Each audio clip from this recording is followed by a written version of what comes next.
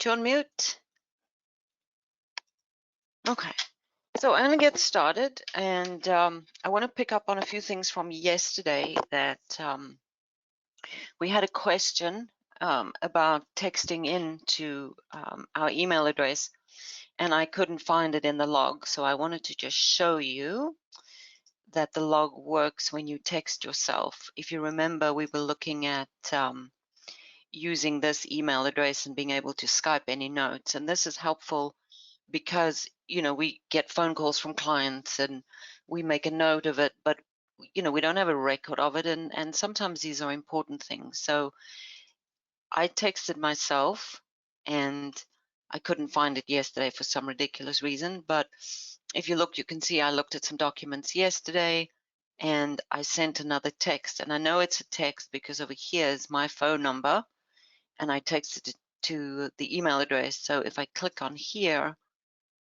it shows me that there's my number, that's where it went, and here is the actual attachment. There is the text, and it downloads onto your desktop, and then you can see exactly what the conversation was. So that it's pretty helpful, especially in these times where we have to keep track of everything that gets discussed, and it's not always done in an email format or in a text format. So I like to do that and just text it to myself so I have a record of what was discussed, what was said. So I'm going to go back here. The other thing is we discussed the support, and there were two things I didn't tell you yesterday.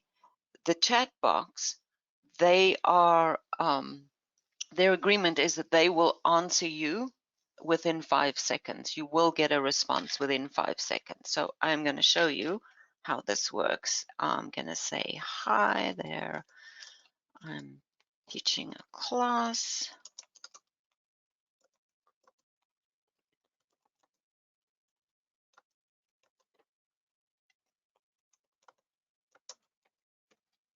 And I'm sure we've all had the experience where you have a chat box and you sit for minutes waiting, and they will answer us within 5 seconds. And if you call the number, there you go.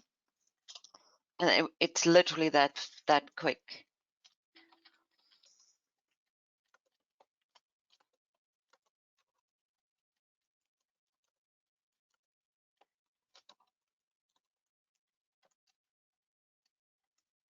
And that was it. I mean, he responded within less than 5 seconds. And as I say, if you call in, they have promised us that they'll answer us within 2 rings, which is fabulous because I don't like sitting waiting the whole day when I have an urgent question. And sometimes things come up and you just don't have access to a team leader, or you have a question and you just don't have an answer. So you can always get help here. So there we go. We're going to shut him down. And the other thing I wanted to show you was under the tutorials, if you browse the articles here, what they've done is they've got a new resource for us right here, and it's a printable handbook, and you can actually download it, and it's a complete step-by-step guide. It shows you, it's very dry obviously because it's not super exciting stuff to read, but there's a whole resource for you. And they do have like this class, it's a Master Skyslope in 15 minutes class, but this is a really helpful resource too. So if you get stuck, you know where to go. And there was one other thing I wanted to touch base with you on. When we started our new transaction and our new listing, and you saw that we had all the fields that we were filling in, and it asked you to put in like lenders' names and things like that. So if it's people that you use a lot, like title companies and that, you don't have to keep typing them in all the time because they will drop in under your contacts, and you'll be able to just search for them and drop them in. So that's super helpful. And what I wanted to do today, though, is we need to look at this checklists. So I'm going to go in here and show you again. And this was our fake transaction that we started yesterday. And if you remember, we went through all of these tabs at the top and we had a checklist. Now, obviously the checklist will be different depending on what transaction you're doing, but they will all have required documents. And the point of this is to find out how to upload the documents today. If you remember, we said in here that this would be following in 3 days. So everything here gets sent to the admin, and then your team leader will check it afterwards. So here we need an offer to purchase. So there's a couple of ways of doing this, and that's what I wanted to cover today. Is if it's one document, you can simply go to attach, upload, and it'll take you into here, and we can find, I'm just going to grab anyone, and it's there. You can see that it's gone into review, but it's uploaded. So I'm going to delete that one out because I need to add some more. Take that out. So we've all had the, or you will have the experience of your documents have gone out, your offer's been accepted, and the listing agent sends you an email back, and it's got all the documents that have been signed, your accepted offer, and everything that's come back in. And it could be, 6, 7 documents, and to upload them all individually is obviously is going to take time. So what you can do is, again, you can email the documents into this email address. I'm going to just copy it there. And you can email yourself. So you get an email in from your client or from your from the listing agent, and they've scanned everything in, and it's all in one big bulk document. So what do we do with that? We need to figure out a way of getting it in and getting it split to all of these. So what you would do is you would get it to come in as a PDF document in one fat PDF, and then you're going to be able to split it and put it into the checklist where you need it. So I'm just going to go and grab, I have an email set up that I'm going to send in to myself. If you give me 1 second, I'm going to send it into here to that address. And I'm going to attach the file. I do have one.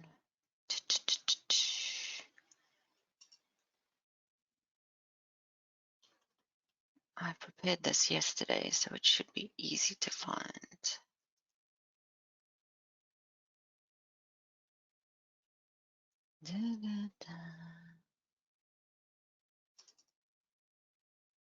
And I'm going to send that into myself.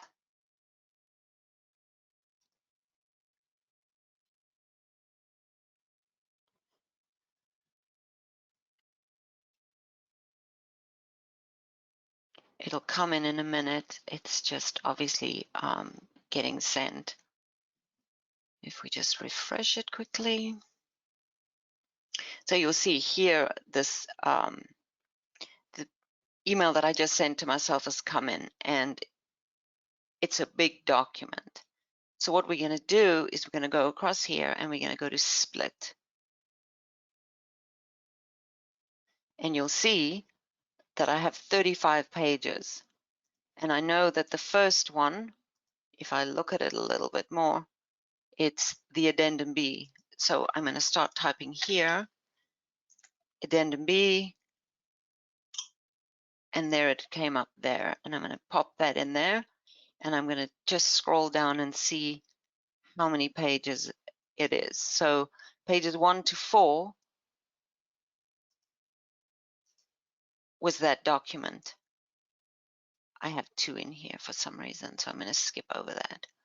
And then the next document starts here, page 9. So I'm going to go in here, and it's the affiliated business document. I'm going to type that in if I could spell. affiliated business disclosure, and we're going to say that was from page 9 to 10. Super simple. And you just keep scrolling down. Here we have the actual WB11 offer to purchase, and that was from page 11 all the way through to page 20. And it's literally that simple. You're going to go through your whole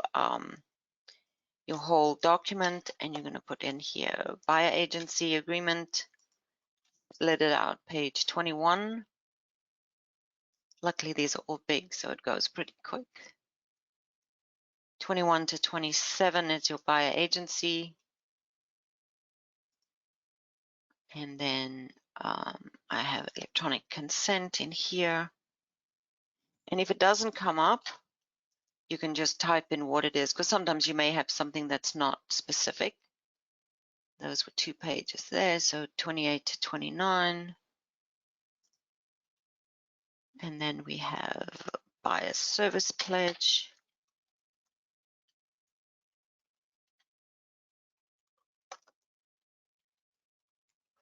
Oops.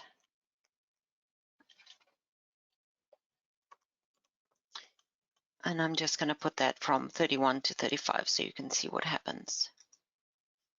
So once you're done, you hit this button here that says split and assign.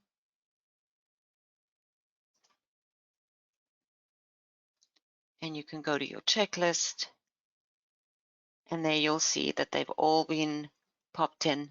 Everything that you've uploaded is now in review. And it's that simple. Do we have any questions based on that?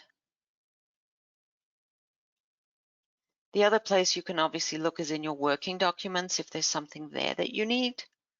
And you can then just attach them or assign them. So if I go back here, and I go to working documents, and I see, oh, there's a real estate condition report, and I haven't assigned it yet, I just say split, and I'm going to put in here RACR, split it up, and return to docs, and it's done. Very simple, very straightforward. It seems like a lot of things to go through, but it's really not. It's very, very easy, straightforward. And the other thing I wanted to remind you of is if you get to a point, if you don't have any documentation or you don't have any transactions going on at the moment, you can always reach out to us at the education department and set up a one-on-one if you want us to go through this again. Just refresh your memory, because we're doing it all now, and when it comes to a transaction there may be steps that you forget. And if you have the step-by-step guide and you still have questions, absolutely just reach out to us, and we can walk you through it. So I'm going to ask again, anybody have any questions that you want me to answer before we move on? Because what I want to look at now is going into templates, because that will help us. We'll go over it again tomorrow, but I want to do a little bit today because it's part of DigiSign and it'll speed up your transactions. So if there's no questions, if you want to type anything into the chat box over here, otherwise I'm going to move on. And we're going to go back to the dashboard that we were on, and we're going to go to DigiSign. And you'll see up here, we have templates. So what we're trying to do with a template is we want to speed things up. And there's a lot of documents that we use all the time, and they all have signatures and initials in the same place. So when we're sending things out for signatures, instead of spending time dropping in signatures the whole time, we can set it up that it's all ready for us. And we can do quite a few different things with that. So we're going to click on here and say new template. And I want to do a buyer agency agreement because it's something we use all the time. And we know that there's quite a few fields in there that need to be filled in. So what we're going to do is we're going to go here to upload. And we're going to go in here and have a buyer agency agreement that I have there.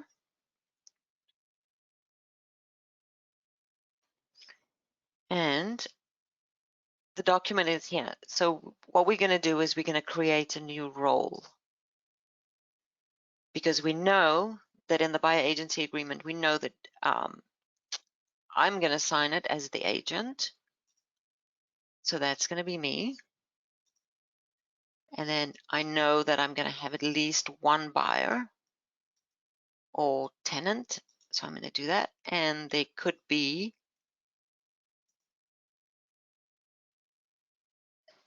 a second purchaser over there. So you'll see what it's done. It's got me, who's the agent. I'm going to be filling it in and sending it out. We have purchaser 1 and purchaser 2. And we're going to go to next. So here we have the actual buyer agency tenant agreement. And what we can do is across the top, you can see there's a whole bunch of fields. You can have signatures, initials, the date they signed it, date and time. There's writable fields, read-only fields, full name, and a checkbox.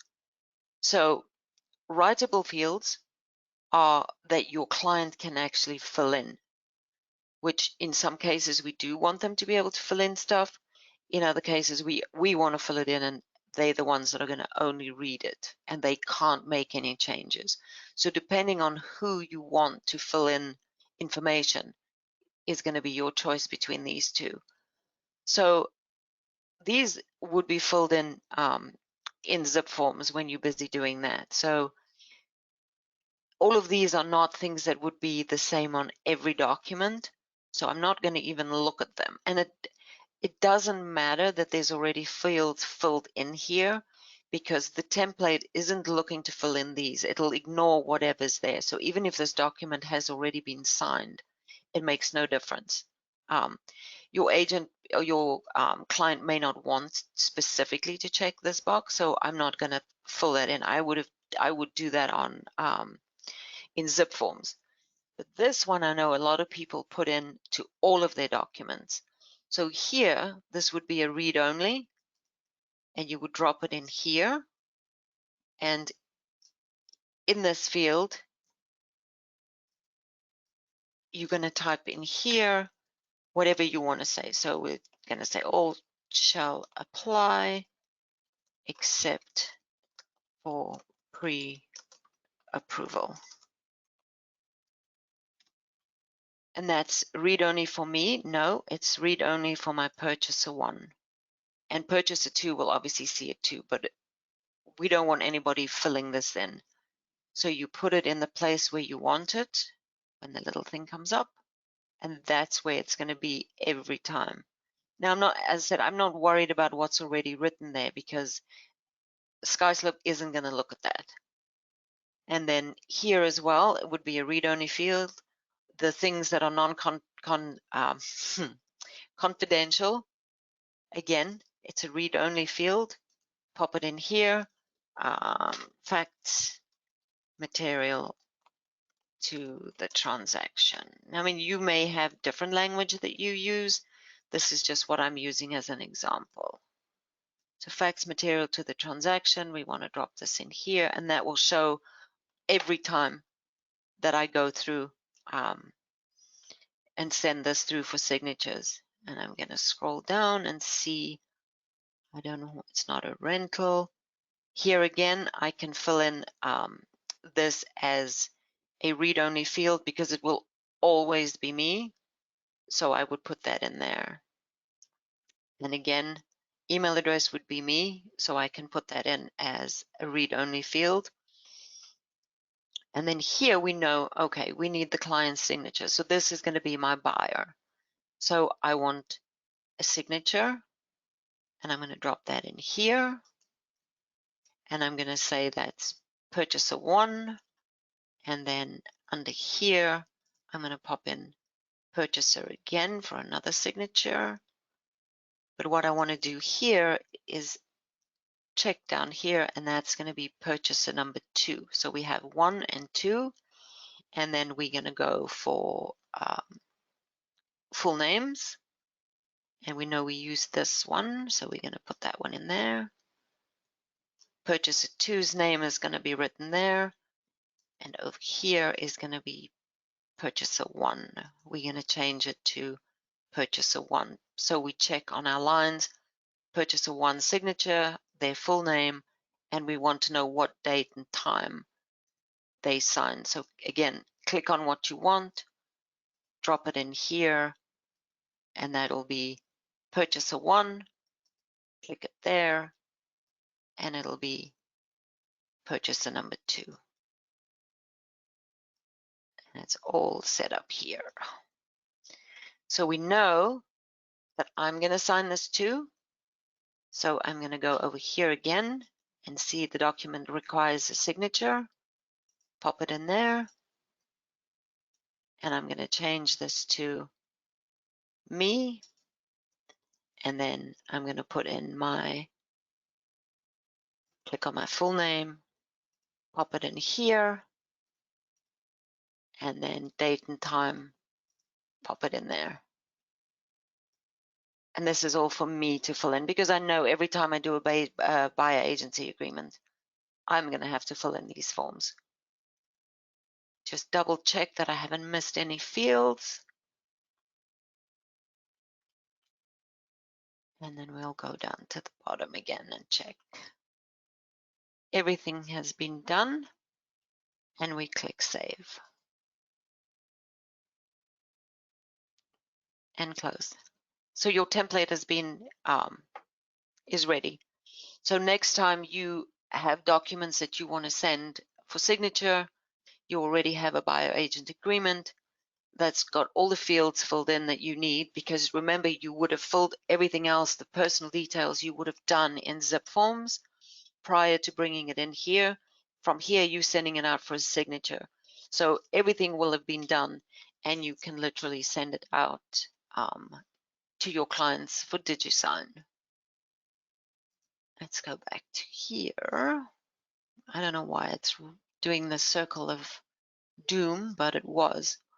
And that is basically how you create a template, and that's how you do your getting it sent out. What we're going to do tomorrow is we're going to actually go into DigiSign and send out documents for signatures and what have you. But that is literally how you do it. Super simple. What I want to do now is I want to quickly unmute you all because I want to check in with you and see if anybody wants me to run through that again. If you have any questions on it, because I've done this a lot, so for me it's a simple click, but I would be more than happy to go through it a second time if anybody wants me to. So yeah, you guys are on unmute, so if you want to ask a question or say anything, now's your chance. No? Are you still there? Well, if there's no other questions and you don't want me to show you how to do that again, then I will say that we are finished for today, and I will see you again tomorrow, unless last call for a question. I have a question regarding yesterday's session Sure. and a rejected offer, how it was handled, since it wasn't in the Skyslope system. Yeah, I have questions about that too. I've never had one in here that was rejected, so let's have a look if we can find out how to do it. Manage transactions. This is my fake transaction. So let's have a look and see if we can find out how to do it. So here's the cancel transaction. Canceling will prevent you from making changes to the information. Yeah, so they said it has to be put into archives, and that was one thing I didn't double check, which was my bad. I should have. What I'm going to do is I am going to make a note of that in my little trusty notebook. And what we'll do is I will check in with Skyslope and see how to do it, because I've never done it, never had to yet, luckily. And put in here check on archiving. And are you scheduled to be on here tomorrow? Yes, Awesome. That will be the first topic tomorrow morning before we start with DigiSign. thank you.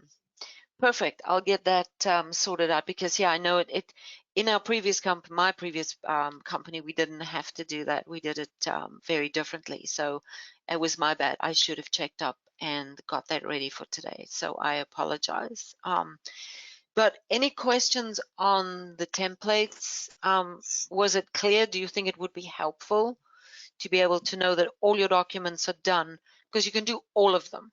Literally everything that you use a lot, you can do all the templates for them. So every time you have a packet to send out, everything's there. You don't have to spend 15, 20 minutes dropping in signatures. So I know for me, it's been super helpful in the past, especially when it's spring and we crazy busy, and you just don't have time and to sit and spend 20 minutes on dropping in signatures and dates and whatnot. So hopefully it's helpful. And if there's no other questions, I will see everybody tomorrow. Can I ask a question? Sure. I have not had a sale on either side at this point. I'm fairly Okay. new, but I'm wondering, how does that work? Like to get the in here, like, is that something I do, before I even have a sale started? And where do I get those documents? Sorry, you may have gone over this already, but I get No, confused. you dropped out a little bit. So I'm assuming you're asking where you can get the documents so that you can upload them and get them ready. Yes. Okay, so your documents they all live in zip forms. Okay. So what you do is you just go into zip forms and you can download and save all of the documents in there, and keep them in a file. And I would, while you have the time, while you're learning and you're waiting for your first transaction to come in, absolutely go in with the templates, set them up for yourself. And because then when you do have a question, when you're doing the templates, if you have a question, you can ask it before you've actually got a transaction sitting in front of you. And it's like, oh, oops, what do I do now? Because on Okay, yeah, go ahead. oh, I was just gonna ask, what documents do you recommend putting in here right away? So if you go, if you look in your checklists, and you can, Okay, if you look in your checklist, you can see like this one was for a single family purchase. You can see what's here, what are okay, required documents, and get them up. And if you speak to your team leader or colleagues, they'll say to you, we don't the VA, like this one, the VA FHA clause, we don't use them a lot. So okay, the ones that are most pertinent to transactions are obviously going to be all your contract documents, your offers to purchase, and your buyer agencies, and listing contracts and whatnot. So the ones that are the most common are going to be those. And you can look at the library within zip forms. I'm doing zip forms next week, so that'll make it a little easier for you too. But if you go into zip forms, on the right hand side there's the different libraries, depending on your MLS, and you can see all the documents in there, and you'll see which are corresponding to your checklists for your different transactions. And I would even you know, what I did when I first started was I set up a test file in zip forms and a test file in Skyslope, and I played with the two to try and see what worked for both and what was easiest for me, because I have templates set up in zip forms too, where I have all the documents that I need for a listing in a template ready to go. Oh, perfect. So I'm going to be doing all of that next week, because it's all about, you know, being efficient, saving time, and, you know, by playing with all the documents, you get to know what you're going to need to do, what what needs to be completed and whatnot. So yeah, I would Right. literally go in there and set up a fake file and just warn your admin that you've got a fake Skyslope. I had to warn mine because she thought I was losing my mind with So all the weird where would things. you set that up? Like just under transactions and do like just a dummy Yeah, file or? yeah. Like this one of mine that I just did. So you would just go in and create a transaction. And I say, just give your admin and your team leader a heads up that it's not a real transaction, that they don't, start checking the documents and that. But yeah, Okay. in here, Okay. create your transaction and I would make up a really, really obviously fake name so that they know Yeah. that it's not real.